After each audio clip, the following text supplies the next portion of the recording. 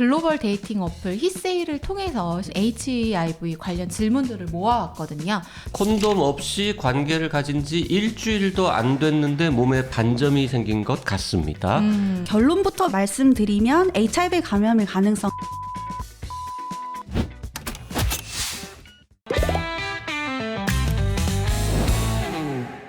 건강은 채우고 웃음은 더하는 나는 사다 시즌5. 저희가 그 HIV 국내 보고 40년을 기념해서 요 관련 시리즈를 몇 개 제작하고 있는데요.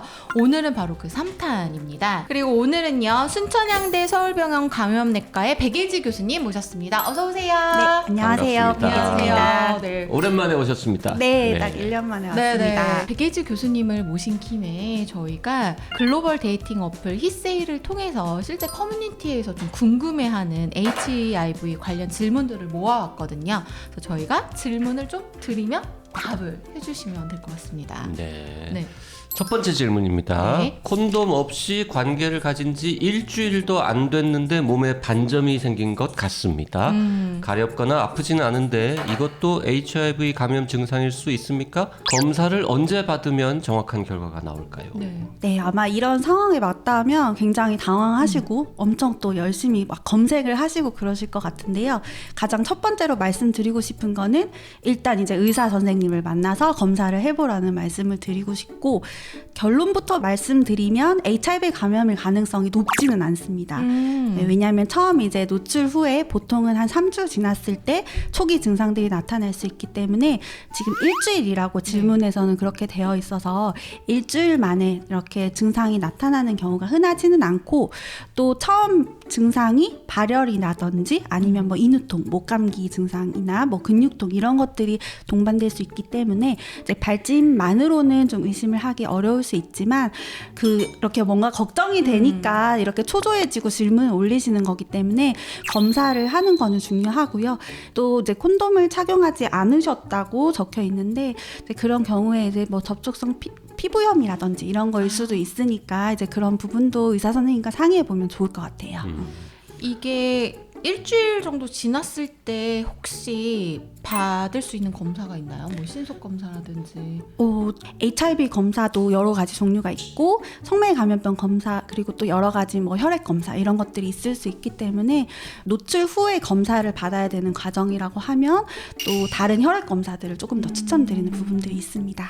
근데 이분이 콘돔 없이 관계를 가진 게 일주일이다. 이게 최근 이벤트만 생각하시는 건데 네. 되게 한참 전에 이런 일이 있었으면은 나타날 수도 있는 거 아니에요? 그렇네요. 그럴 잊어버린 수 있습니다. 오래전 네. 사건이 있어요. 네. 그래서 사실은 검사를 좀 해서 어쨌든 음성인 걸 확인하고, 또 단지 일회성 검사가 아니라 좀 더 이제 추적 관찰을 하는 부분들이 제일 중요할 것 같네요. 네.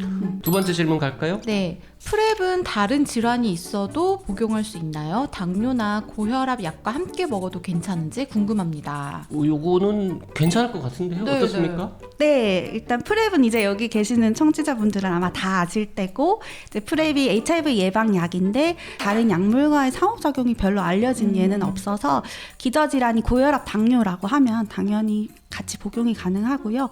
다만 이제 B형 간염 바이러스제와는 좀 겹치는 이제 성분명이 있기 때문에 그런 약제가 있다가 복용을 하신다면 그런 부분은 좀 또 상의를 해봐야 될 것 같아요. 어차피 프랩 처방 받을 때 의사를 만나니까. 그럼요. 네. 네. 그래서 뭐 같이 먹으면 안 되는 약이 있다거나 약을 네. 먹을 수 없는 상황이면 알려주실 거 아닙니까? 네, 맞습니다. 저 갑자기 궁금한 건데요. 프랩을 하고 계시고 뭐 기저질환도 있으시고 이런데 혹시 뭐 대상포진이 생기거나 아니면 대상포진 예방 백신을 좀 맞고 싶다거나 아니면 기타 다른 백신이 맞고 싶다 이럴 때 맞아도 돼요? 네, 상관없습니다. 상관없어요? 네. 세 번째 질문입니다. 함께 방을 쓰는 친구가 먹는 약을 받더니 HIV 치료제였다. 성접촉은 없는데요. 화장실도 함께 쓰고 식사도 같이 하는데 전혀 문제가 없을까요? 만약에 면도기를 같이 쓰면 어떻게 되나요? 첫 번째 질문, 문제가 없는지 물어보셨는데 그 약을 이제 관찰을 확인을 했다면 네. 이제 약을 잘 드셨을 분으로 짐작이 되고요. 그런 이제 룸메이트라고 하면 사실은 뭐 바이러스가 잘 억제된 상태니까 U = U를 생각해 봤을 때는 뭐 성접촉을 포함한 여러 가지 일상생활의 환경에서는 전혀 문제가 없고요. HIV에 대한 상태를 모른다고 할 때라도 물잔을 공유한다든지 네. 음식을 같이 먹는다든지 변기를 쓴다든지 이런 부분에서의 전파는 전혀 없다고 보시면 되겠습니다. 그럼 면도기를 같이 쓰는 사람은 사실 없을 것 같은데 실수로 똑같이 생긴 게 만약에 두 개가 있으면 그럴 수도 있잖아요. 네. 근데 왠지 면도는 하다 보면 피날 수 있으니까 위험할 것 같기도 한데. 네, 면도는 사실 전자 면도기라고 해도 이제 블레이드가 있다 보니까 네네. 피부 손상이 있을 수는 있어요. 미세하게라도. 그래서 출혈이 또 있을 수도 있는 상황이잖아요. 그런 점에서는 사실 타인과 공유를 하지 않는 게 좋고 공유를 이제 했다고 하더라도 출혈이 없다면 사실은 크게 걱정할 필요는 없지만 가능하면 이제 공유하지 않는 게 좋겠다라고 말씀드리고 싶습니다. 혹시 그러면 이런 일상생활에서는 감염이 안 된다고 하면 정확하게는 어떤 방식으로 이제 좀 감염이 될까요? 보통 세 가지 방법이 있죠. 이제 성 접촉을 했을 때, 그리고 혈액 노출이 됐을 때 모자 수직 감염이 있을 수 있죠. 그래서 다만 이때도 이제 바이러스가 검출되는 감염인으로부터의 그런 노출이나 접촉이 있을 때 이제 전파가 될 수가 있습니다. 그 가장 이제 많이 전파되는 방식이 아무래도 성관계일 텐데 성관계 방식도 좀 종류가 여러 개잖아요. 그 방식에 따라서도 위험도가 좀 달라질 수 있나요? 감염의 위험이? 네. 이거 19금인가요? 괜찮아요. 그럼 뭐 구글에서 알아서 판단하겠죠. 네, 네. 이제 성적인 접촉을 하는 방식은 다를 수가 있고, 그리고 이제 크게 뭐 세 가지, 뭐 구강성교, 그리고 뭐 항문성교, 질성교 이렇게 있고, 물론 키스 이런 것도 있을 수 있으니까요. 근데 먼저 이제 키스는 뭐 딥키스를 하든 무슨 얕은 키스를 하든 전파가 되지 않습니다. 그건 전혀 네. 염려를 하지 않으셔도 되는 거고요. 이제 성행위를 한다는 거를 다른 행위로 본다고 하면 이제 바이러스가 이제 검출되는 사람의 경우에는 성행위를 하는 방식에 따라서도 조금 위험도가 다를 수가 있는데요. 그런 위치에 따라서는 좀 위험도가 다를 수는 있어요. 그래서 그런 부분을 또 상의해서 위험도를 결정을 해야지 뭐 프랩을 할지, 팹을 할지, PEP를 할지 이런 것들을 결정할 수 있기 때문에 그런 상황에서는 또 구체적인 조금 얘기가 필요할 수는 있습니다. 근데 어쨌든 어떤 방식이든 위험하다는 맞으니까 프랩 같은 거 하려면은 상의를 하고 좀 진행을 하긴 해야겠네요. 네, 프랩은 이제 노출 전 예방 요법이니까 사실은 몸을 지키기 위해서는 뭐 어떤 상황이든지 프랩이 필요할 수 있는 상황이라고 생각을 해요. 근데 예를 들면 어떤 분은 뽀뽀하고 나서도 좀 걱정되셔서 병원에 오시는 분들도 있으시거든요. 그래서 그럴 때는 좀 개개인마다 좀 다르게 면담을 해드리는 편입니다. 사실 옛날에는 이제 하루에 2번씩 약을 먹기도 하고 알수가 여러 알이기도 하고 그랬는데 요즘은 하루에 한 번만 한 알씩 드시면 되기 때문에 그래도 굉장히 이제 복약이 조금 편의성이 올라갔고요.